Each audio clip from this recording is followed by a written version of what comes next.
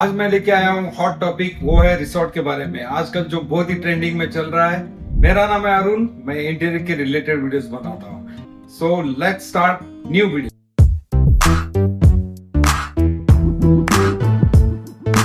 अभी रिसोर्ट या farm house, ये दोनों चीजें ऑलमोस्ट पास पास में है, लेकिन इसका वॉल्यूम में बहुत ही बड़ा डिफरेंस है। रिसोर्ट बड़े लेवल पे होता है, फार्म हाउस पर्सनल लेवल पे अपने खुद के लिए बनाते हैं। लेकिन आजकल बहुत ही ट्रेंड चल रहा है फार्म हाउस को भी कमर्शियलाइजेशन करना। तो लेकिन आज का टॉपिक है फार्म हाउस के बारे में। सो आज हम फार्म हाउस के बारे में बात करेंगे। सो फार्म हाउस की लैंड खरीदते समय कौन कौन सी चीजें ध्यान में रखनी चाहिए, कौन सी लैंड परचेज करनी चाहिए, कौन सी लैंड परचेज नहीं करनी चाहिए, ये पहले जान के लेते हैं। सो लैंड ऐसी हो कि वहां पे आपको कंस्ट्रक्शन करने के लिए परमिशन मिले, ताकि आप वहां पे कंस्ट्रक्शन करके, कॉटेज करके, एमिनिटीज करके आप कमर्शियलाइज कर सकते हो। अभी ये कैसे पता चलेगा कि ये एग्रीकल्चर लैंड है या नॉन एग्रीकल्चर लैंड है? तो वहां के जो सर्वे होते हैं वहां से आपको डॉक्यूमेंटेशन पे पता चलेगा। नॉन एग्रीकल्चर अगर है तो फायदा आपका रहेगा, लेकिन कॉस्ट वाइज थोड़ा महंगा आपको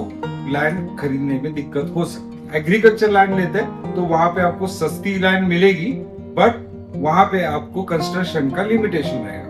ये कंस्ट्रक्शन का लिमिटेशन क्या होता है ये जान लेते हैं। कंस्ट्रक्शन का लिमिट होता है एफएसआई के ऊपर। एफएसआई यानी ये जो होता है कि यहाँ पे आप एक चीज देख सकते हैं कि यहाँ पे कंस्ट्रक्शन कितना करना है, that is called FSI.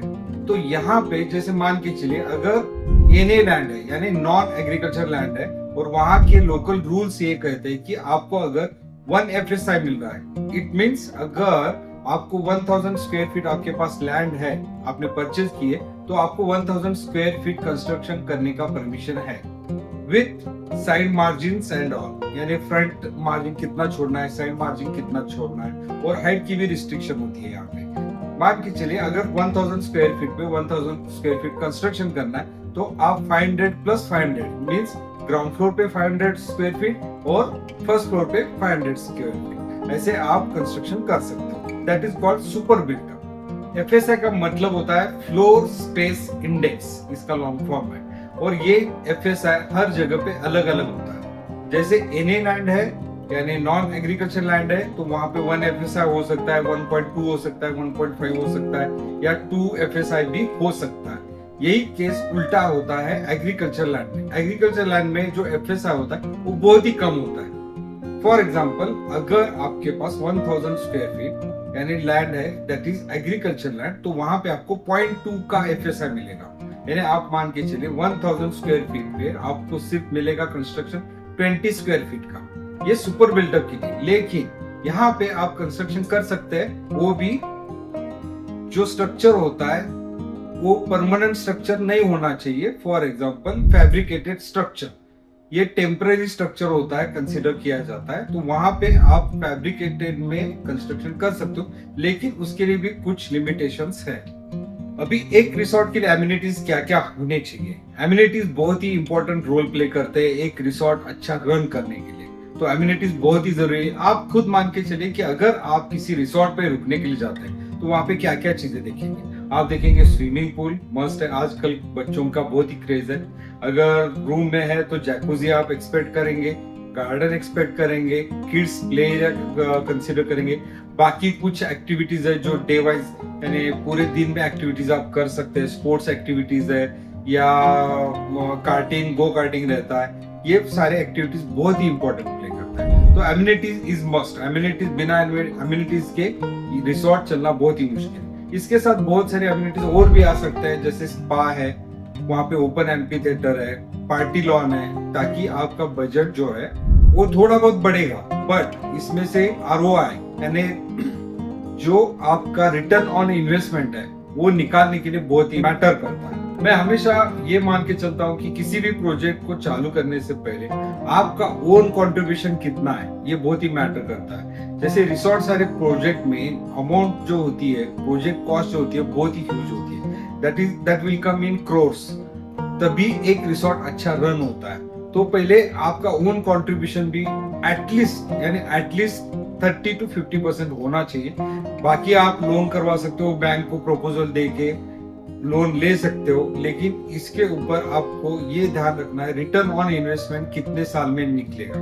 For example अगर आप 10 कॉटेजेस वहां पे बिल्ड कर रहे हैं, उसके साथ रेस्टोरेंट होना जरूरी है, वहां पे पार्टीज होने के लिए स्पेस अलग से होना चाहिए, इंडोर गेम्स होनी चाहिए, ये एमिनिटीज का पार्ट है। लेकिन इसके साथ जैसे मैंने कहा कि पार्टी लॉन, ये फंक्शन वाइज या एक सीजन वाइज वहां पे छोटी शादियां बोलिए या बड़े लेवल पे शादियां करनी है या एंगेजमेंट्स है, बहुत सारी सेरेमनीज होती है, ये यहाँ पे आप रेंट आउट करके आप अच्छा खासा पैसा कमा सकते हैं। रिसोर्ट की लैंड लेते समय ये हमेशा ध्यान रखिए कि वो सिटी के पास हो या कनेक्टिविटी यानी जो हाईवे होता है उससे पास में हो, ताकि ऐसा हो कि हाईवे से लेके बहुत ही अंदर है यानी 50-60 किलोमीटर है, कनेक्टिविटी अच्छी नहीं है या मेन सिटी दूर है, तो बहुत ही यानी मैटर करेगा आपके लिए रिसोर्ट एक अच्छा खासा चलाने के लिए।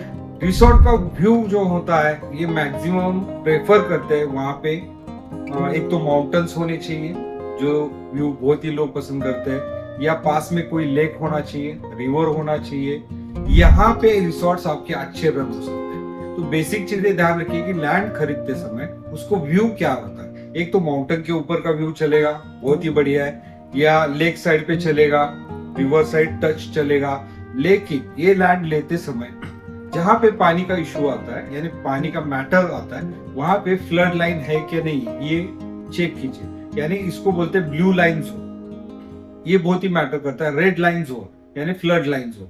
तो यहाँ पे अगर आप लैंड लेके फंस सकते हैं तो डॉक्यूमेंटेशन इज मस्ट। खरीदते समय पहले डॉक्यूमेंटेशन चेक करना बहुत ही जरूरी है। आज का वीडियो रिसोर्ट के ऊपर लेने का और एक रीजन है क्योंकि हमारे पास एक रिसोर्ट का एक प्रोजेक्ट आया हुआ है, दैट इज इन मार्शेस घाट। जो पुणे या मुंबई के लोग हैं ये अच्छे से जानते हैं कि मार्शेस घाट कहाँ पे आता है। वहां पे हम एक प्रोजेक्ट स्टार्ट कर रहे हैं, तो थोड़ी सी एक आपको झलक दिखाता हूँ, स्क्रीन पे आप देख सकते हो। इसका बेसिक प्लानिंग हमारा स्टार्ट हो गया है और इसका मैं चाहता हूँ कि सीरीज बनाऊं स्टार्ट से लेके एंड तक। अभी इनिशियल स्टेज पे है लेकिन ये काम करते समय बहुत ही मजा आएगा क्योंकि इसका प्लानिंग मैं अगली बार आपको एक्सप्लेन करूंगा, लेकिन थोड़ा बहुत एक्सप्लेन कर सकता हूँ।